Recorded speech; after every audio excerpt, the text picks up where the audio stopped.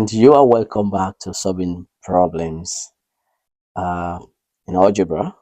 So this set of problems, they're just on the topics surds, and the question is asking us to rationalize.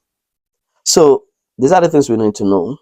Surds, mostly we have square root, so all you need to do is to break the square root down. If you have like a root of 125, then if you want to write this, you check 125, any number that ends with 5 is divisible by 5. So if you divide that by 5, you have 25 times 5. Then you can still break this down to be 5 times 5 times 5. So in surds or in math, when we have square root, what we are looking for, we need two numbers. So that when we have square and we have square root, this square root can cancel square, and we have 5. Then this is the simplest form. So when we have this, so this is same thing as square root of 5 cubed, right? But we need square, so that is 5 square times 5. Now what else do we know? When you have a surd like this, AB is same thing as root of A times root of B, right? So this is same thing as root of 5 square times root of 5. Now, based on what we did earlier, square cancels square root. So we have 5 times root of 5. Then you have 5 root 5. So that is what you need to know at first. Secondly, when you have A plus or minus root B, this is a surd, the conjugate of this is A minus or plus B. That is, if you have A plus root B and you're asked to find the conjugate of this, that is A minus root B.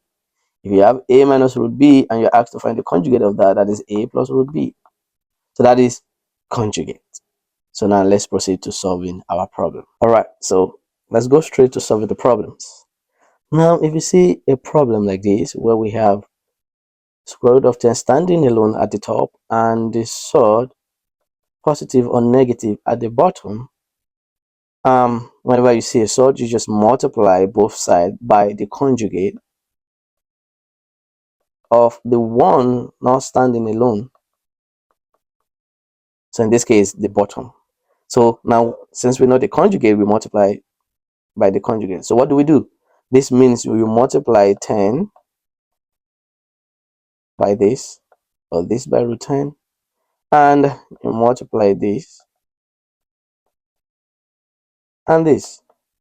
And I know that we know how to do this already, right? So for this, root 10 multiplied by root 5, that is root 50, right? Plus 2 root 10, right?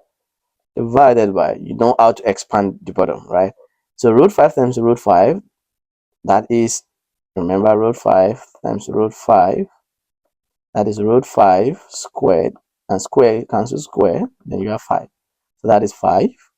Then root 5 times positive 2, that is positive 2 root 5. Then you're done with root 5. Then you move to negative 2. So negative 2 times root 5, you have negative 2 root 5. And negative 2 multiplied by positive 2, you have negative 4. Now what do you have?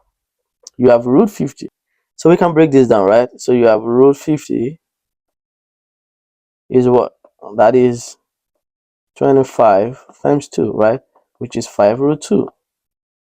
So this is what? 5 root 2 positive 2 root 10. Now what do we have at the bottom?